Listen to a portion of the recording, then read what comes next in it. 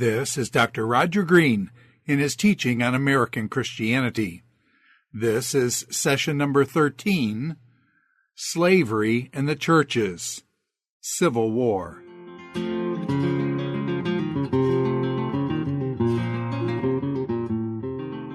We are Slavery in the Churches. We're still on background here. We haven't quite finished the background, and then when we finish the background, we'll move on to reaction of churches to slavery. So let's just remind ourselves what we're doing here in terms of this part of the lecture.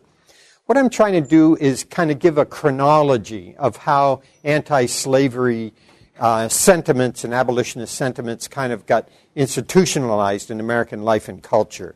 So we're working on the chronology, and we started with the Quakers, and then we moved to 1774. Remember with the Quakers, we said 1775. Then we moved to 1784 with the Methodists, and at the Christmas conference, the Methodists decided, we're going to set up things with no people who claim to be Methodists can own slaves. Then we came into the 1770s. And we talked about the Edwardsians, and we mentioned that even though Jonathan Edwards himself did actually own slaves, the Edwardsians are starting to think this through. And the Edwardsians are pretty powerful preachers, part of an intellectual life in American public life. So the Edwardsians were starting to speak out against slavery. We then mentioned 1817 and the Colonization Society, and how important that Colonization Society was as a transitional society. I mean, it ultimately failed, but it was transitional. It did kind of awaken people to part of the problem. And also, the final thing we mentioned, I think the other day before we did mention, the founding of Oberlin College, 1835. Oberlin College, we're going to see this again with Charles Grandison Finney, because he was professor of theology, then president. But Oberlin College was founded as an abolitionist college. That was part of its charter, part of its mission, to teach abolitionism. It was also founded as the first coeducational college in America. We mentioned that the other day. So Oberlin does have a pretty important place in American Christianity for those two, as well as other reasons, which we'll see more when we get to Finney. I think that's where I stopped. I think so. We still need to just finish this off. Now I'm going to finish this off with a person, and his name is William Lloyd Garrison. William Lloyd Garrison becomes very important to the abolitionist story. Long story short on William Lloyd Garrison, William Lloyd Garrison was trained in New Jersey as a printer. He was a printer's apprentice. It so happened that the fellow under whom he was trained, and by the way, the fact that he was trained as a printer is going to be important for later on in his story. But the person under whom he was trained was a Quaker. And he was a Quaker dedicated to anti-slavery, to the abolitionist cause. And so William Lloyd Garrison, while living in New Jersey, while being apprenticed as a printer, he learned the cause from his boss. And he became convicted about abolition of slavery. Now, he moves to Boston. So Boston, once again, plays an important story in the story of American Christianity. But he moves to Boston. And after he moves to Boston, he's very much taken with the abolitionist cause. He begins a journal called the Public Liberator and Journal of the Times. Begins it on January 1st, 1831. Okay, and this was an abolitionist journal, an abolitionist newspaper, supporting the abolitionist cause. In the newspaper and in his public speaking, and when we're at the African Meeting House in our first field trip, for anyone going to that field trip, but when we're in the African Meeting House, which, by the way, is the oldest African Meeting House in the country, but when we're there, we'll see that William Lloyd Garrison used to speak there, among other places. But the cause that he propagated was abolition of slavery immediately. No discussion. The slaves must be slavery must be immediately abolished. Slaves must be immediately freed. And that's his cause. That's his battle cry. What happened with William Lloyd Garrison was very important. William Lloyd Garrison caused divisiveness among people. And either people were for him or they were against him. There was no middle ground when it came to William Lloyd Garrison, because he was so determined for the immediate liberation of the blacks, and he would hear nothing else. Now, other people were also abolitionists, but they wanted to go about abolition in a different way, and a more measured way that they thought would be more effective. But some people were on the side of William Lloyd Garrison and were absolutely unbendable about this immediacy issue, while others weren't. So William Lloyd Garrison was a guy who caused some kind of divisiveness in the abolitionist ranks. Now, there is a however I'll say about William Lloyd Garrison. Sometimes in order to move a cause forward, you need this kind of a personality. Sometimes in order to move a cause, really to get it moved, you need a personality like William Lloyd Garrison. So even though he did cause divisiveness and some of his language was not really controlled, sometimes he spoke out against the church and spoke out against preachers and spoke out against other abolitionists, and but sometimes you need that kind of a person to get things going. And that's the kind of a person William Lloyd Garrison is. So we kind of end our kind of chronological story with William Lloyd Garrison, and now the battle is on for the anti-slavery cause, the abolitionist cause. Okay, now what we're going to look at is reaction of the churches to slavery. We're going to look at those churches that divided over the issue of slavery. Okay, and we're going to look at the Methodists, the Baptists, and the Presbyterians. So there were churches that divided over the issue. Let's start with the Methodists. Okay, with the Methodists, we kind of remind ourselves about John Wesley's own understanding of anti-slavery abolitionist sentiments. So John Wesley, we've already talked about this, but he called slavery that villainy of villainies. So Wesley and his immediate followers, of course, were determined that Methodists would never own slaves. And remember, we've already given the date 1784. That's a date you may see again in your lifetime, so the date 1784. Remember, at the Christmas conference of 1784, it was declared that Methodists could not own slaves. So that is kind of that's the Methodist story, and people were abiding by the Methodist story, so we thought. Well, what happens is that some Methodists begin to own slaves. And there was kind of a gradual creep within Methodism. Some Methodists start to own slaves. And other Methodists are unhappy with this. So we've got a name at the bottom of this list of names here. One person who was unhappy was a person by the name, whose name is unforgettable. His name was Orange Scott. Now, who would name their kid Orange? I have never figured this out. I've tried to research. Maybe it was a family name. That's all I can figure, because you would name your kid Orange. I mean, who would ever do that? Or banana, or apple, or tangerine, or something. But his name is unforgettable. It is Orange Scott. Orange Scott was so incensed that Methodists were beginning to own slaves that he begins his own denomination in 1843. So this is a break with the Methodist Episcopal Church. And he called the church the Wesleyan Methodist Church, which is still in existence today. Some of you may be from the background of the Wesleyan Methodist Church, I don't know. But he called his church the Wesleyan Methodist Church. But church membership of the Wesleyan Methodist Church, you could not own slaves. It was forbidden. So he was so incensed that Methodism was allowing Methodists to start owning slaves that he got out of the Methodist Episcopal Church and started things rolling. So that's where kind of a split starts among the Methodists with the Wesleyan Methodist Church.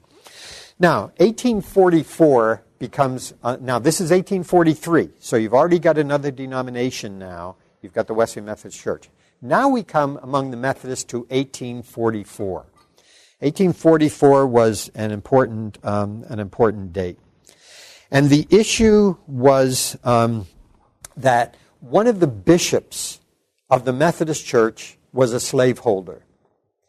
And there were still Methodist people in the Methodist Episcopal Church who still were abolitionists, anti-slavery. Now you've got a bishop. You've got a leader of the church who holds slaves.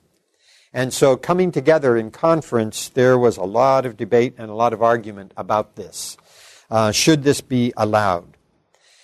And what happened was that over the issue of the owning of slaves, the Methodist Episcopal Church split in half.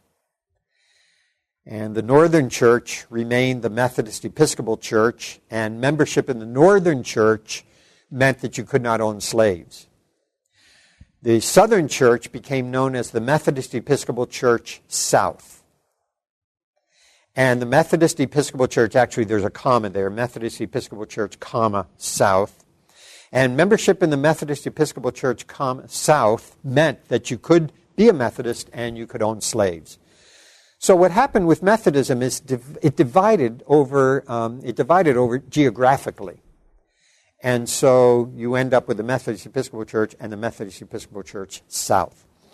If you travel a lot in the South, and if you come across a Methodist church, depending upon when it was built, but if you travel a lot in the South and you look carefully, you're going to see a lot of churches that were built in the 1850s, 60s, 70s, and it will say Methodist Episcopal Church, maybe on a cornerstone or maybe on a above the doorway, but it'll say Methodist Episcopal Church, comma, South. So if you see a Methodist church in some southern town, you might find that used for them when that building was built. Okay, so the Methodists definitely split over the issue of slavery as much as any denomination, no doubt. The Baptists also split over the issue of slavery. Okay, the issue among the Baptists, now remember, the Baptists are a lot of different denominations here, but we're talking mainly here about the main Baptist denomination in the North and South. And we know we've got a lot of different other denominations arising among the Baptists and so forth. But we're talking generally about the basic Baptists here. Okay, they come together for convention in 1844. Notice, same date as the Methodists, 1844. The Baptists come together in convention. Now, what happened was that there was a state, and generally the Baptists are organized by state conventions. So there was a state convention in Alabama. So the state of Alabama, the Baptists came together in the state of Alabama. What happened was, in that convention, there were people who believed that Baptist missionaries should still be able to hold slaves. So even though they're appointed as missionaries, if they're slave holders, they still should be able to hold their slaves. But other Baptists disagreed with that. So again, it was the issue of should a member of the church, who's an important member of the church, in this case missionaries, should they own slaves? Okay, basically what happens with the Baptists, they also break north and south. So there was a denomination formed that you'd be familiar with, 1845, and they called themselves the Southern Baptist Convention. The Southern Baptist Convention. So they were formed in 1845, and they were formed on the principle that it's all right for Baptists to hold slaves. Now, not too long ago, I'm going to say, I'd have to check on this to be sure, but I'm saying 4, 5, 6 years ago, the Southern Baptist Convention began to ask, it's the largest Protestant denomination in America. The Southern Baptist Convention began to ask themselves, should we change the name? Maybe it's time to change the name, because there's a lot of Southern Baptists in the North. There's a lot of Southern Baptists on the mission field. So does the term Southern Baptist Convention mean anything anymore? And some people felt the name should be changed because it allowed slavery, too. Now, they agreed not to change the name, so they still go by the name Southern Baptist Convention. But initially, the Southern Baptist Convention allowed slave owners to be part of the Southern Baptist Convention. So the Baptists split. Okay, and number 3 are the Presbyterians. The The Presbyterians also split over the issue of slavery. Let me just mention, they didn't split until a bit later. They split right at the middle to the end of the Civil War. So the Northern Presbyterians took on, and some of you may be Presbyterians, so you may be familiar with these names, but the Northern Presbyterians took on the term, the denominational title of Presbyterian Church in the USA, in the United States of America. Presbyterian Church in the USA. The Southern Presbyterian Church took on the term Presbyterian Church in the United States. And now, so Presbyterians split right near the end of the war, 1964. The split took a while, but they split also by North and South, basically. So you got Northern Presbyterians and Southern Presbyterians. Southern Presbyterians held slaves. Northern Presbyterians forbid slave holding. So the Southern Presbyterian was Presbyterian Church in the did I get this right? The Northern was Presbyterian Church in the USA. The Southern was Presbyterian Church in the United States. So now Presbyterianism has gone on a lot of changes since then. If any of you are Presbyterians, you would know there's been mergers since then and so forth. But this split took over slavery. Okay, those are reaction to churches to slavery, those churches that divided. Okay, number C is reaction to churches to slavery, those churches that did not divide. What churches didn't divide over the issue of slavery, and why didn't they divide? Why did the Presbyterians, Baptists, and Presbyterians divide while these other groups did not divide? Okay, we've got 4 here on your outline. Okay, first of all, the Congregationalists. There was no division over the issue of slavery among the Congregationalists. Now, why was that so? It was largely so because of their location. The Congregationalists were pretty much exclusively Northern and heavily New England. So those living in the North and and part of the anti-slavery movement in places like Boston were run by the Congregationalists. So the Congregationalists felt no need to divide. There was a unity of spirit about abolitionism, about anti-slavery sentiments, and they're all in the North, so there was no division for that reason. Okay, now the Lutherans. Some of you may be from Lutheran background. How did the Lutherans come to term with this? Well, in order to understand how they did come to term with it, we need to understand a little bit of Lutheran theology. Martin Luther taught that human beings live under 2 governments. There is the government of the church that governs our spiritual lives, and there's the government of the church, of the state, that governs our civic lives, our political life, our social life. Okay? Now, every Christian has an allegiance to both governments. You have an allegiance to the government of the church, because the church is concerned for your spiritual life. You have allegiance to the government of the state, because the state controls your civic life, your social life, your cultural life. All right? But one does not get tangled up with the other.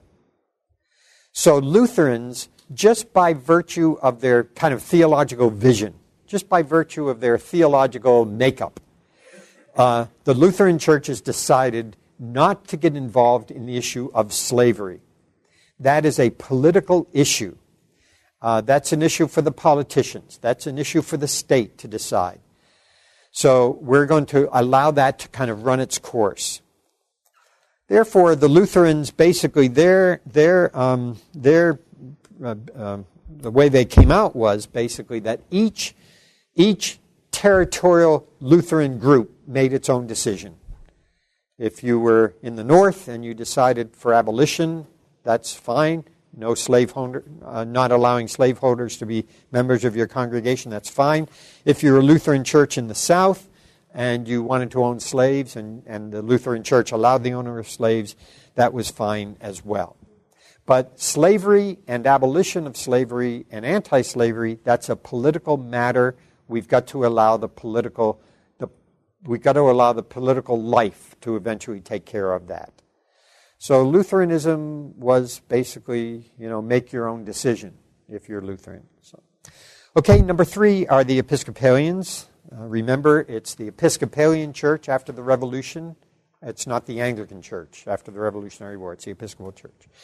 So, now, the Episcopalians did the same thing as the Lutherans. They didn't have the same theology kind of undergirding it, but they did the same thing as the Lutherans. The Episcopalians were pretty much all over the map in terms of where they were located. So the Episcopalians allowed people in various locations to make their own decisions. But there was no division in the Episcopal Church for this.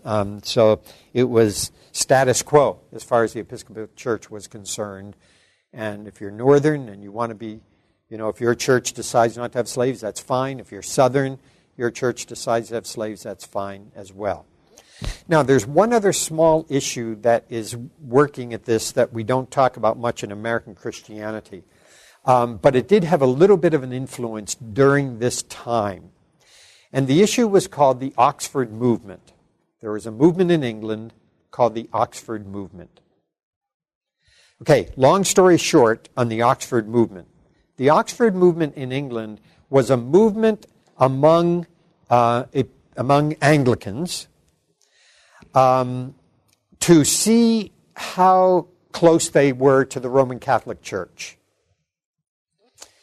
It was in another course. I have to lecture for a long time on the Oxford Movement, but for our purposes, to make the long story short, many Anglicans became Roman Catholics in the 1840s, 50s, 60s, and so forth. A lot of Anglicans became Roman Catholics, and very famous Roman Catholics, like John Henry Newman, for example, because they felt there was no distinction between the Episcopal Church and the Roman Catholic Church. So it was easy for them to make the transition into the Roman Catholic Church. This was called the Oxford Movement because all of the thinking and the preaching and the writing began at Oxford University. So it was what we call kind of a high church movement into Roman Catholicism. Now, this does affect American Episcopalians a bit too, because the American Episcopalians, some of them were so taken up with the Oxford Movement. And are we like the Roman Catholics? Are we not like the Roman Catholics? Should we become Roman Catholic? That in a sense, the considerations of the Oxford Movement took their eyes off of abolition and anti-slavery and so forth. So the Oxford Movement is having a bit of impact upon American Episcopalians. Just as an example of the Oxford Movement having that impact, have any of you been to Church of the Advent in Boston by any chance? Anybody Church of the Advent in Boston? If you get a chance, you should go to Church of the Advent. It is an Anglo-Catholic church. Now, it's not Roman Catholic. It's still Anglican Episcopalian, but it is Anglo-Catholic. And so you think you're in a Roman Catholic church. They have it's Mass. You're going to Mass. There's lots of very involved liturgy in the church. My friend calls it smells and bells. There's a lot of smells and bells in the church service. So a lot of incense, for everything. And so it's fascinating to see that, though, because it's not Roman Catholic, but it is Anglo-Catholic. So it hasn't kind of crossed the line. But prayers to Mary, you don't expect that in a Protestant church. So it's a fascinating church to go to. I occasionally I've taught a course in comparative Christianity and Catholic, Protestant, Orthodox. So we've gone to Church of the Advent, which is a real experience, and Orthodox Church. We've gone to Newburyport, to the Greek Orthodox Church in Newburyport. So you ought to do that. Anyway, so among the Episcopalians, so they did not divide. And Episcopalians could do pretty much what they pleased depending on their location and what the church decided. And some Episcopalians were so involved in the Oxford Movement, it kind of took their attention. Their attention was somewhere else other than the issues of slavery. Okay, the Roman Catholic Church. Number 4, the Roman Catholic Church. Okay, the Pope that was the Pope during this time as things were kind of heating up and the slavery issue was heating up, was a Pope by the name of Gregory the 16th. Now, what Gregory the 16th did, which I think is good, but he reiterated what he believed was the Roman Catholic position of anti-slavery. So as the Pope, he took the official Roman Catholic position of anti-slavery, and he, really encouraged the Roman Catholic Church around the world to condemn the slave trade. So that's kind of the official story. All right, but the question is, how are Roman Catholics in America going to handle this? And the most prominent bishop and leader during the Civil War, not quite halfway through the Civil War, was Francis Kenrick. So Francis Kenrick, and he, of course, was the Archbishop in Baltimore. Francis Kenrick knew that he had to try to keep the Roman Catholic Church together. And he's living in really almost a southern state here. So Francis Kenrick, as the Archbishop of Baltimore, a very influential person, he basically allowed the status quo to remain as it was. If there are Roman Catholics who are abolitionists, that's fine. If there are Roman Catholics who are holding slaves, so be it. So basically, the Roman Catholic Church was kind of divided over the issue of slavery. Now, because Roman Catholics are so you have this kind of divided opinion among Roman Catholics in America. Because Roman Catholics are so careful about a biblical, theological understanding of social process and have such a long tradition, there were Roman Catholics who really did feel that during the passage of time, there's going to be a due process of law that finally is going to abolish slavery. So, in other words, don't worry if right now we're in the midst of this turmoil. Things are going to be kind of worked out by social legislation, by proper social legislation. So what happened was, as after the war came to an end, there was reconciliation between the North and the South among Roman Catholics. They reconciled with each other, and they wanted a unified Roman Catholic Church. They didn't want to hold grudges and so forth. So the Roman Catholic Church came together pretty well, actually, after the war. So churches that did not divide were the Congregationalists, Lutherans, Episcopalians, and the Roman Catholics. Okay, now let me stop there for just a minute. That's lecture number 9, Slavery in the Churches. Anything at all about slavery and the churches. People, denominations, the events themselves. We're going to relive this in our first field trip because we're going to go to the African American historical area. We're going to do the African American Trail. We're going to see abolitionists, and we're going to see underground. We're going to see the Underground Railroad homes, churches that were part of the Underground Railroad. So we're going to see this a lot in the first field trip. Yeah.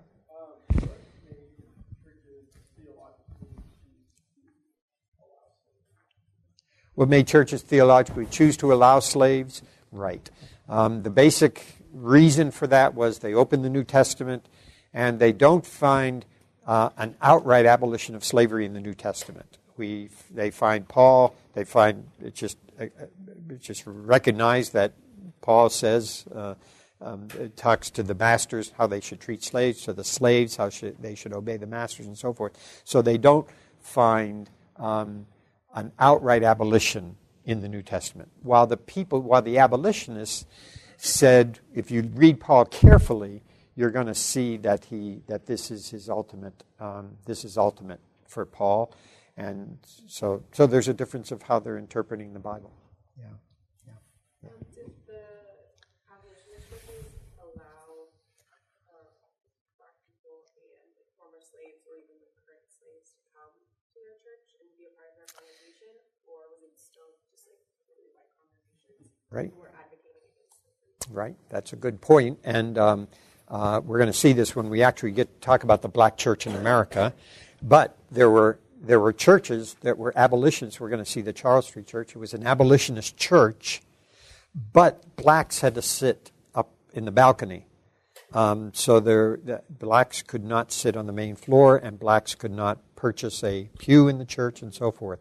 So here's a church that is an abolitionist church, anti-slavery church, but treated the blacks as second-class citizens.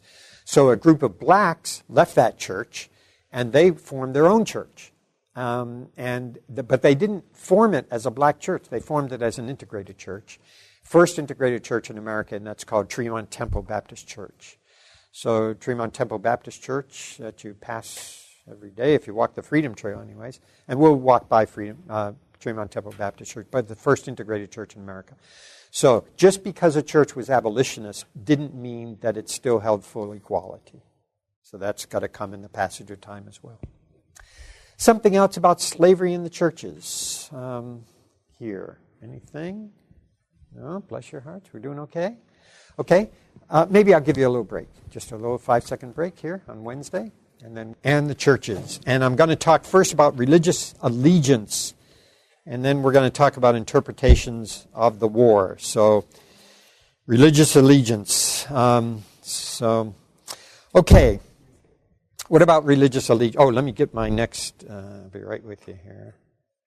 I'll be right with you. Okay. Civil War in the church. Okay. Okay, what about religious allegiance here? Generally, religious allegiance was dependent on geography. When the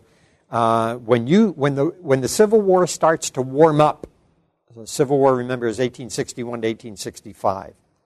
So when the Civil War starts to warm up, you get ministers in the North encouraging young men to fight for freedom of the slaves. You get ministers in the South encouraging young men to defend really a political agenda, not only an agenda of the allowance to own slaves. But you get ministers, people, Kika asked the question, but people who open the gospel, read the Bible, and you get ministers in both North and South believing that they've got a biblical justification for the gospel that they're preaching from the pulpits, either to be anti-slavery or to hold slaves. No doubt about that. So it gets pretty sticky here. So, okay, now, in terms of religious allegiance, both sides, North and South, both sides pray for and sing about victory. No doubt about that. So here's a prayer from the South during that time. I'll just mention the first two lines of the prayer. So here's a prayer from the South. Lay thou their legions low, roll back the ruthless foe, let the proud spoiler know God's on our side. So that's a prayer from the South. So a pretty strong prayer from the South, you know. So who are those spoilers? They're the northern troops. So lay thou their legions roll back the ruthless foe, let the proud spoiler know God's on our side. But there are also people in the north who were praying and singing the opposite. And the most famous, of course, is Julia Ward Howe. And she wrote a song, I have no idea what it means, but it's the Battle Hymn of the Republic. So you'd be familiar with Julia Ward Howe, the battle hymn of the Republic. Basically, the Battle Hymn of the Republic, of course, was a song about God taking the northern cause. I confess, so Battle Hymn of the Republic, but it's hard to sing the Battle Hymn of the Republic. I have no idea what this means. One of the verses says, just listen to this. This is romanticism gone mad. It says, in the beauty of the lilies, you know this verse, right? Christ was born across the sea with a glory in his bosom, I don't know what that means, that transfigures you and me. As he died to make men holy, let us die to make men free. Our God is marching on. So that is, when you figure out what all that means, let me know. beauty of the lilies, Christ, glory in his bosom, transfigures you and me, and so forth. So I don't know what that means. But anyways, both sides did pray for victory. So no doubt about that. So now, after the war, there was a very difficult time of reconciliation between the North and the South after the war. So after the war, tough time of reconciliation between North and South. And why was there a hard time between the North and the South? That's because the North looked upon the South as a place of needed evangelization. The North viewed the South as a place for evangelism because there's all these pagans in the South who believe the wrong things. And so what we've got to do is evangelize these people. What we've got to do is make these people really Christians here. No doubt about that. So they need evangelization. And also, because the slaves are now free, the slaves need to be evangelized as well. So the North looks to the South as a place of evangelization. And the South really took exception to that. Okay? On the other hand, the South really took exception to the Northern kind of Federalist cause. The South looked upon the North as trying to take away states' rights, trying to have this kind of Federalist cause and not to take away our states' rights over our freedom to own slaves. So the South not only, in a sense, hates the North for winning the war, but the South hates the North for not allowing states' rights in the South to do what the South felt was proper to do. So there was a real kind of difficult time of reconciliation, no doubt about that. So that religious affiliation of North and South is pretty important. Now, in all of this religious allegiance, what happens to the black church and black Christians is very important. So, because it is so important, we're going to put that into another lecture. We're not going to deal with that now. But we'll see in another lecture what happens to black Christians in the midst of all of this. So, okay, now, if you're looking at the interpretations of the war, that's what we need to get to, 1, 2, and 3. How should we interpret the Civil War? How should the Civil War be interpreted? Okay, well, first of all, how did the South interpret the war? The South interpret the war as malicious interference by the North. That's how the South understood the war. The Northerners are maliciously interfering with our rights. And they're using violence to do that, and so we have a right to defend ourselves. In the meantime, what we're praying for in the South is divine retribution. So what we're hoping for is divine retribution. We're hoping that God will get those people and shape them up for their wrongs, because they are infringing on our rights. So that's kind of the Southern interpretation of the war. That's kind of how Southerners understood the war. The Northern interpretation of the war, of course, was different. The Northern interpretation was that the war was caused by plotting political renegades in the South. That there never would have been a war if those plotting political people in the South hadn't started this thing. And what we're trying to do is preserve the freedom and dignity of all people. And so what the Northern interpretation of the war was not for divine retribution, but there was divine retribution. As far as the North was concerned, God won the war for the North. This was divine retribution for the North. So we won, and we won because God was on our side. So the Northern understanding was really quite different. So, and along with that, the South is being punished for its sins. That's what God is doing with His divine retribution. He's punishing these people for their sins. If they had not been such sinners in rebellion against God, they wouldn't be punished. But they are now punished, and God is a God of judgment, and so his judgment comes upon them. That's a northern interpretation. Now let's get to number 3 is the most important. Number 3 is the most important. Okay, number 3 is a much more sophisticated interpretation of the war. And you find that interpretation of the war with people like Abraham Lincoln.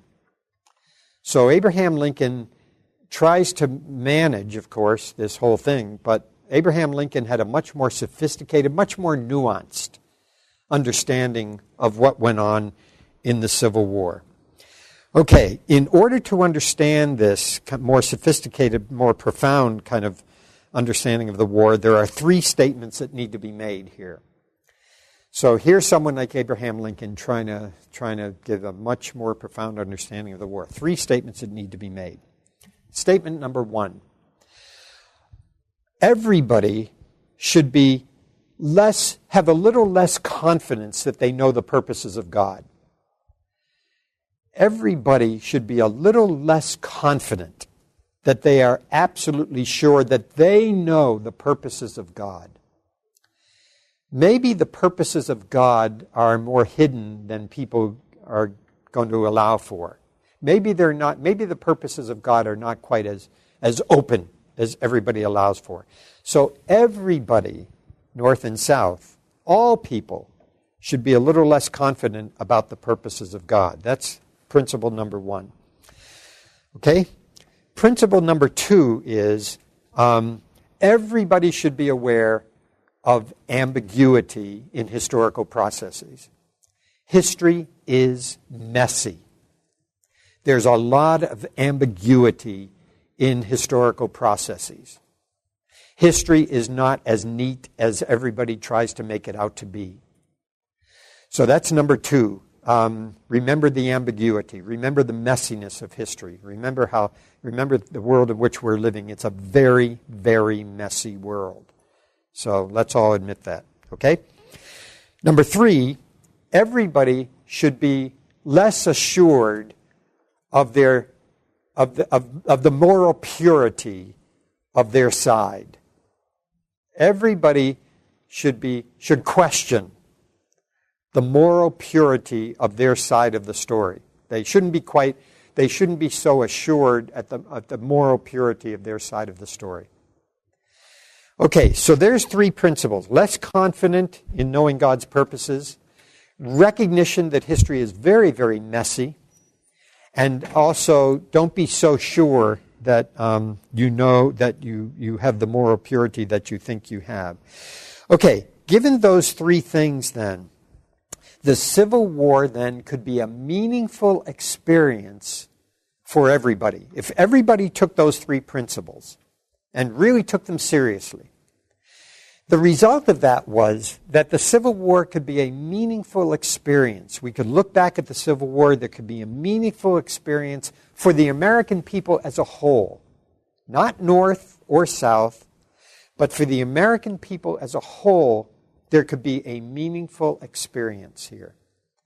And what should we learn as the American? That's what Abraham Lincoln, of course, wanted the people to do. What are we as a people? What are we able to learn from what this devastating? Remember, we need to remember how awful the Civil War was. Tens of thousands of people would be slaughtered in a day, and so it was just awful. Is there something to be learned from this? And Abraham Lincoln, for one, said, yes, there is something to be learned from this. So, now, what some ministers wanted Americans to do is to repent of their own sins, recognize their own sins, and seek reconciliation with their brothers and sisters. So some ministers who believed in the more sophisticated analysis of people like Abraham Lincoln said, okay, the message I'm going to start preaching is this. I need to recognize my own sin. Where have I sinned against my brother or sister? And confess that sin. And then seek reconciliation afterwards. Seek reconciliation with my brothers and sisters who didn't see things quite the same way I did. So a lot of ministers started to kind of preach that sermon of penitence and sermon of reconciliation. Okay, here's a quotation from Askew and Perard. Those are the pages for it. But they say it so well. So I'm going to just go along with our textbook on this one. The war was a divine act of judgment for the collective guilt of the American people. The conflict was a sacrificial and cleansing tragedy with the potential for not only preserving the nation, but regenerating it as well. So I like that. That's a good kind of summary statement of interpreting the war in this kind of a way. So it's a divine act of judgment for the collective guilt, sacrificial, cleansing tragedy, potential for not only preserving the nation, but regenerating the nation, bringing it to life again. So that's a good quotation. Askew and Perard, pages 114 to 115. Okay, so that's the, I don't deal with this very much, the Civil War in the churches. But are there any questions about that? That third position, that moderate position, and with some of the principles that were used to bring that moderate position, we tried to come out of the Civil War with some understanding of how can this help us as a nation? How can it help us as a people? Not a bad thing to do when you're talking about civil strife in the world, to look at those three principles. Not a bad way to go, to look at those kinds of principles. Anything there at all? Okay, we're going to journey on to page 15 of the syllabus. Page 15 of the syllabus. We're using our time well here because we'll see when we deal with calendar stuff on the next time we meet on Friday. This is lecture number 11, The Black Church in America. Lecture 11, The Black Church in America.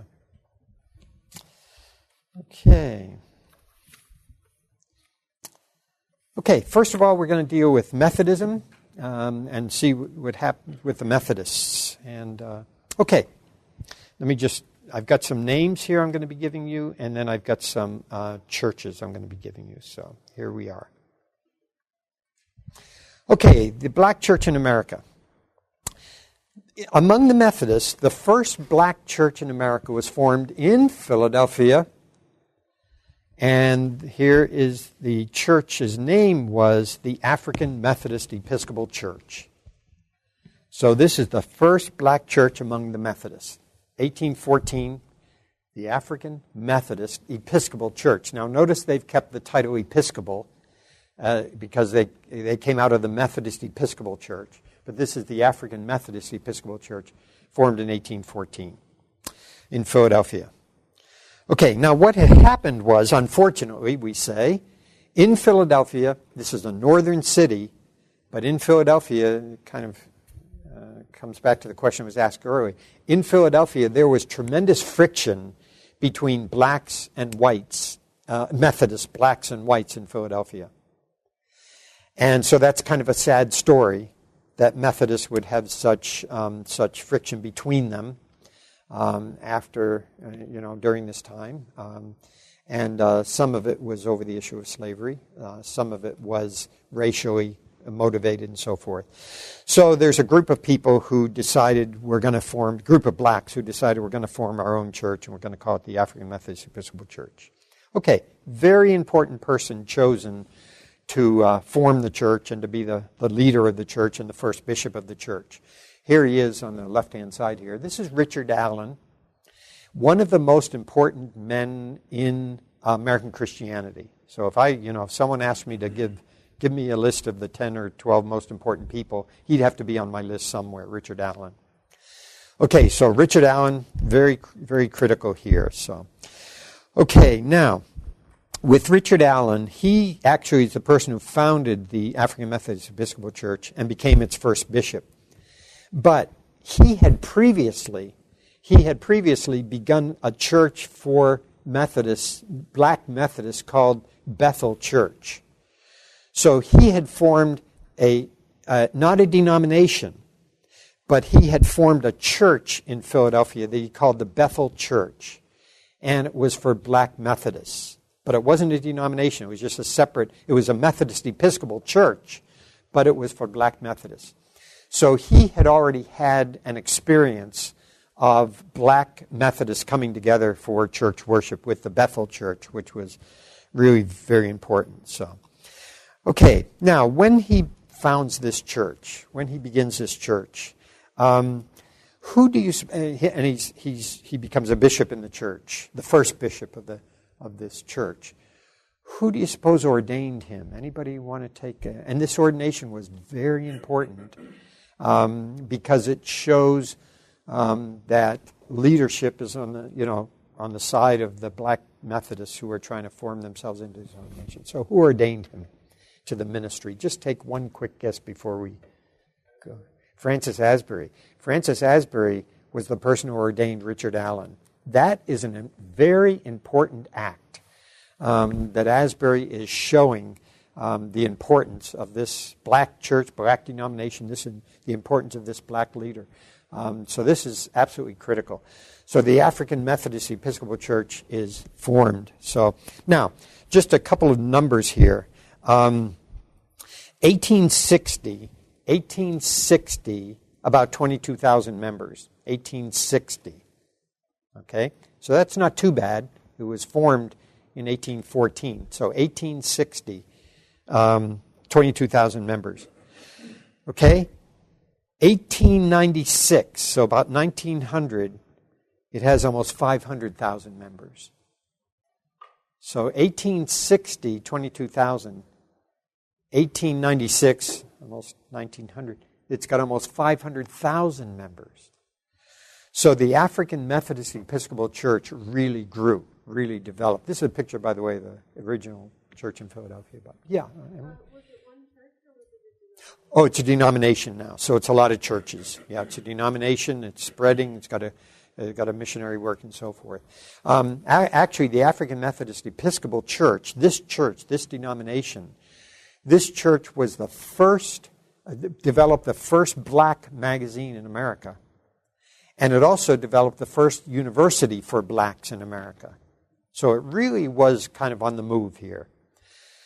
So Richard Allen and the African Methodist Episcopal Church, very, very important. That's how Methodism gets started here.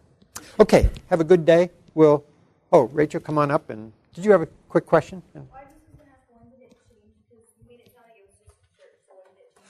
It was a church as the Bethel Church. It becomes a denomination in 1814. And it takes on that title of the African Methodist Episcopal Church. I was just trying to make the point that previous to that, he had the Bethel Church in Philadelphia, which wasn't a new denomination. It was just his local church for black Methodists. But now we got a denomination after 1814. Okay, have a good day. We'll see you on Friday.